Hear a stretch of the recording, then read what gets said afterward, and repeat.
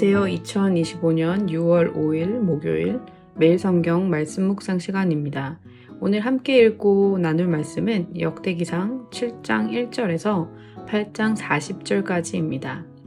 내용이 너무 많은 관계로 오늘은 7장 1절에서 5절 그리고 8장 마지막 부분에 33절에서 40절까지 읽도록 하겠습니다. 이사갈의 아들은 돌라, 부와 야숲, 시므론 이렇게 모두 넷입니다.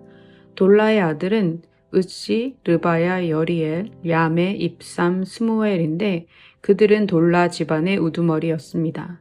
다윗이 다스리던 때 돌라의 자손은 용사로 그 족보에 올랐는데 그 수는 22,600명이었습니다.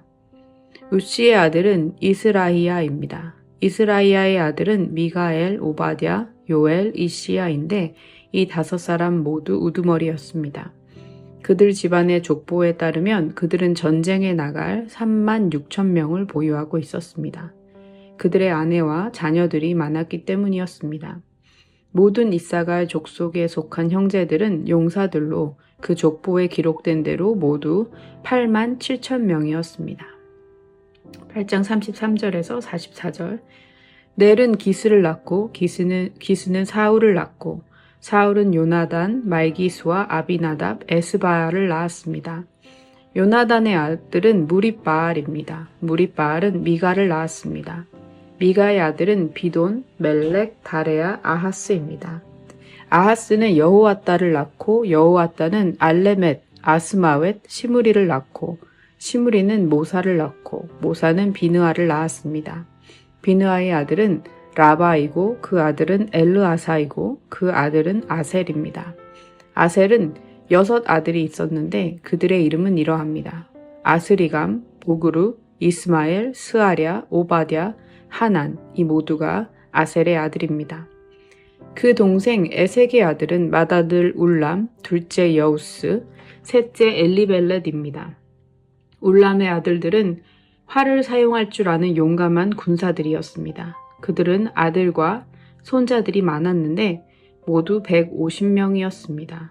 이 모두가 베냐민의 자손입니다. 아멘. 오늘은 역대상 7장과 8장을 함께 묵상합니다. 역대상 7장에는 이사갈, 베냐민, 납달리, 므낫세, 에브라임, 아셀 등 북이스라엘을 이루었던 6지파의 족보가 기록되어 있고 이어지는 8장에서는 베냐민 지파의 족보가 좀 더 상세하게 다뤄지면서 사울 왕의 가문도 함께 언급됩니다. 이 2장 모두 이사갈, 베냐민, 납달리, 므낫세, 에브라임, 아셀 이렇게 북이스라엘 지파의 계보를 중심으로 기록되어 있다고 볼 수 있습니다. 그리고 그 계보 안에는 각 지파에 속한 용사들의 숫자와 집안의 우두머리들이 구체적으로 언급되어 있습니다. 이런 기록은 단순한 역사 정보가 아니라 하나님께서 그들의 존재와 이름을 기억하고 계신다는 메시지를 담고 있습니다. 이 본문을 제대로 이해하기 위해서는 역대기의 역사적 배경을 아는 것이 중요합니다. 역대상은 바벨론 포로에서 돌아온 백성들을 위해 기록된 책입니다. 예루살렘과 유다 땅에서 무너진 성전과 공동체를 다시 세워야 했던 귀한 공동체는 절망적인 현실 속에서 이렇게 질문했을 것입니다. 우리는 누구인가? 우리와 하나님과의 관계는 회복될 수 있을까? 이스라엘의 정체성은 어떻게 다시 세울 수 있을까? 이런 질문들 속에서 족보는 단순한 혈통 정리가 아니었습니다. 이것은 하나님과의 언약 안에서 자신들이 여전히 하나님의 백성이라는 신앙의 고백이었습니다. 즉, 하나님은 여전히 우리와 함께 하신다는 고백이었죠. 그런데 특이한 사항이 있습니다. 이사갈, 베냐민, 납달리, 므낫세, 에브라임, 아셀 이 북이스라엘 출신의 6지파의 족보가 비교적 짧고 간결하게 기록되어 있다는 것입니다. 반면 유다 지파는 2장부터 4장까지, 레위 지파는 6장에서 아주 길게 그리고 자세하게 다뤄지고 있습니다. 이 차이는 단순한 편집 방식이 아니라 당시 유다 공동체가 어디에 중심을 두고 있었는지를 보여줍니다. 이유는 분명합니다. 귀한 공동체가 다시 세워야 할 신앙의 중심이 유다, 베냐민, 레위 지파였기 때문입니다. 북이스라엘은 이미 아수르에 의해 멸망하고 130년 이상 지나 지파별 정체성이 많이 희미해진 상태였던 것입니다. 그럼에도 불구하고 북이스라엘 지파들의 이름을 하나하나 기록하는 것은 중요한 신앙의 고백이었습니다. 하나님은 사라진 것 같던 이름조차도 기억하시며 회복의 대상으로 보고 계신다는 메시지를 담고 있기 때문입니다. 예를 들어 이사갈 지파에 대해 역대상 7장 2절은 이렇게 기록합니다. 다윗이 다스리던 때 돌라의 자손은 용사로 그 족보에 올랐는데 그 수는 22,000명이었습니다. 그리고 5절에서는 이렇게 덧붙입니다. 이사갈 족속에 속한 형제들은 모두 용사로서 그 족보에 기록된 자는 87,000명이었습니다. 이것은 단지 숫자를 나열하는 것이 아니라 이름 하나하나를 통해 하나님이 그들을 잊지 않으셨다는 신호를 보여주는 것입니다. 그 이름들 속에는 과거의 영광도, 실패도, 그리고 회복의 가능성도 담겨 있는 것이죠. 7장 후반부터는 베냐민 지파의 족보가 등장하고 8장에서는 더 자세히 그 족보가 이어집니다. 한때 멸절 위기까지 갔던 베냐민 지파는 다시 회복되어 사울 왕의 가문으로 연결됩니다. 이는 하나님께서 역사의 중심에서 밀려났던 지파도 기억하시고 다시 세우신다는 것을 보여주는 내용입니다. 이 말씀은 단순히 과거의 회상의 기록이 아니라고 볼 수 있습니다. 현재의 공동체가 신앙 안에서 다시 일어날 수 있다는 희망을 담은 강력한 메시지인 것이죠. 하나님은 과거의 실패와 단절을 넘어서 여전히 자기 백성을 기억하시고 회복시키십니다. 이 당시의 맥락을 이해할 수 있는 구약의 여러 책 중에 최근 YCI에서는 학개서와 스가랴서를 몇 개월간 공부하고 있습니다. 이 책들은 귀한 공동체가 성전을 재건하려 할 때 하나님께서 그의 선지자들을 통해 주신 메시지를 담고 있습니다.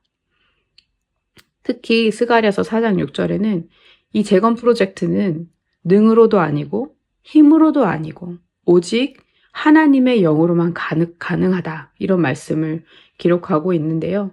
이 말은 성전이라는 건물 자체가 목적이 아니라 그 프로젝트를 통해서 하나님의 백성, 믿음의 공동체의 회복을 하나님께서 자신의 영으로 이루시겠다는 약속을 담고 있습니다.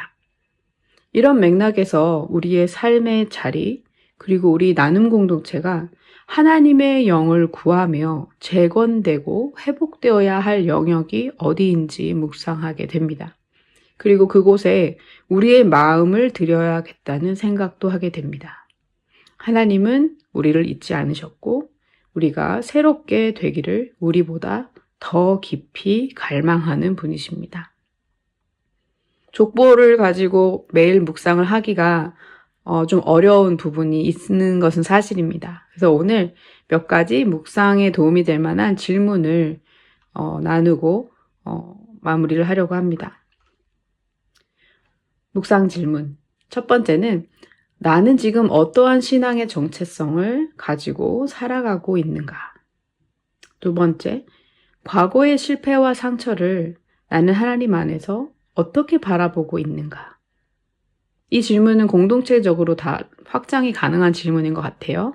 그리고 또 다른 질문은 하나님이 나의 이름을, 우리의 이름을 기억하고 계신다는 사실이 내게 또 우리에게 어떤 위로가 되고 있는가? 마지막으로 오늘 우리는 하나님의 구속 이야기 안에서 어떤 역할을 감당하고 있을까? 이런 질문들을 가지고 묵상하는 시간을 가지셨으면 좋겠습니다. 오늘 나눈 말씀을 생각하면서 기도하고 마치도록 하겠습니다. 하나님, 포로 생활을 마친 이스라엘 백성에게 새로운 정체성과 그들이 잃어버렸던 소망을 회복시켜 주셨듯이 오늘을 살아가는 우리에게도 우리의 존재와 사명을 다시 확인할 수 있도록 우리를 도우시고 이끌어 주시기를 기도합니다. 잊혀진 이름까지도 기억하시는 주님의 신실함을 바라보며 우리의 소망을 두게 해주십시오. 우리가 때로는 완전히 잊혀지고 무너진 것처럼 느낄지라도 하나님은 여전히 우리를 기억하시고 다시 부르신다는 사실에 위로와 소망을 얻습니다. 오늘도 주님 앞에서 신앙의 용기와 또 순종의 마음으로 살아갈 수 있게 도와주시고 우리의 삶의 자리에서 주님의 영으로 새롭게 되고 회복해 되기를 간절히 간구합니다. 특별히 우리 나눔 공동체를 위해 기도합니다. 흩어진 마음들이 다시 하나 되어 주님을 바라보게 하시고 각자의 상처와 연약함 속에서도 서로를 품고 세워가는 공동체가 될 수 있도록 주님 도와주십시오. 말씀 안에서 함께 울고 함께 기뻐하며 주님의 사랑을 실천하는 살아있는 믿음의 공동체로 자라가도록 주님 도와주십시오. 우리 가운데 성령님이 운행하시고 우리가 주님의 뜻 안에서 다시 세워지기를 간절히 기도합니다. 좋으신 예수 그리스도의 이름으로 기도했습니다. 아멘.